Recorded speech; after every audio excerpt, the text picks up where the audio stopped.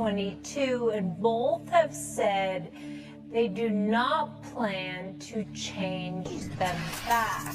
Here's the quote. I may put a restriction on them that if they don't change the name back to the original Washington Redskins and get rid of that ridiculous moniker, Washington Commanders, I won't make a deal for them to build a stadium in Washington. President Trump saying this on his social media. Okay, Stephen A., great to have you still here with us. What's your reaction to this story when you heard this statement from President Trump? Well, I think it's the president being petty. I think it's him being evasive. Because the reality is that no matter how good he wants people to believe things are with the big beautiful bill and other things that have been transpiring, tariff wars, the border issues or whatever, if you're on the right, obviously you're happy with a lot of things that are going on.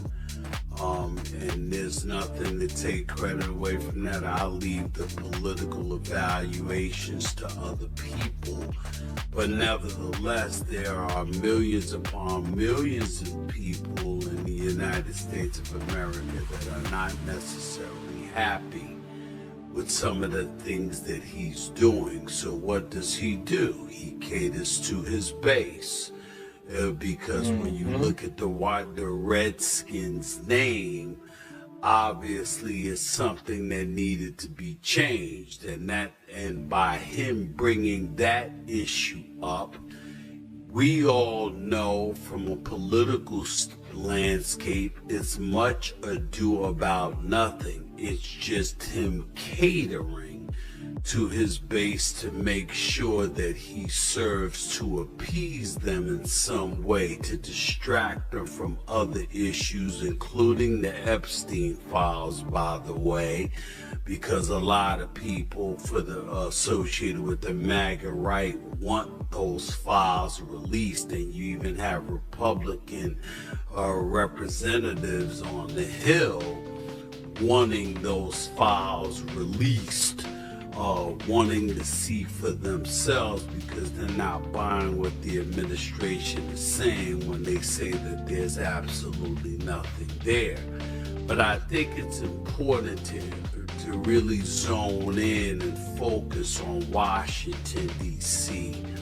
and what's transpiring here.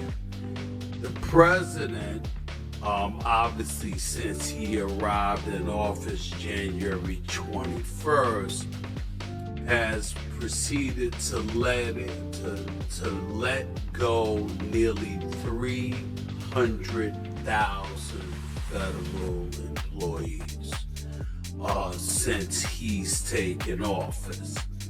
What does that mean for Washington, D.C.? Remember, Washington, D.C. is a one-industry town. It's politics and pretty much nothing else. And so when you talk about the bevy of individuals that are going to be unemployed, think about what transpires there. Think about the effect that's going to have on homelessness. Think about the effect that's going to have on crime, on unemployment, etc., etc. It's a really, really dire situation that's potentially developing in the nation's capital.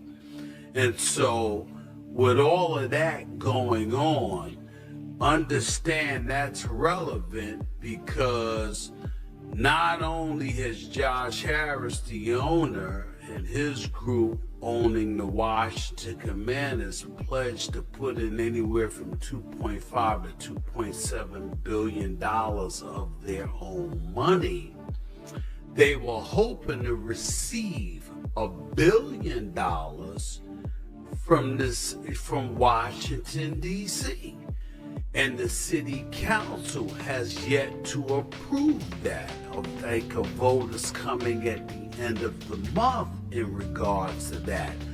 But it's not looking that promising because they're asking the question, how in God's name are we going to justify throwing $1 billion into a new stadium when in fact we have all of these folks losing their jobs and we're struggling right now? We're gonna need to put that money to other use. And so because of that, Josh Harris and his group may be in an absolute pinch.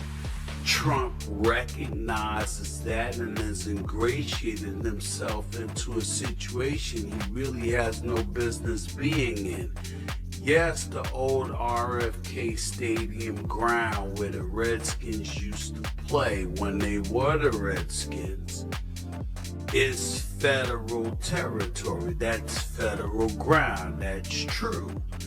But on January 5th of this year, about 15 days or so before Joe Biden left in office, he basically signed in the law and act that gave the city district of Columbia 99-year lease, where essentially it's not necessarily, even though it's still officially federal territory, it's not being run by the federal government.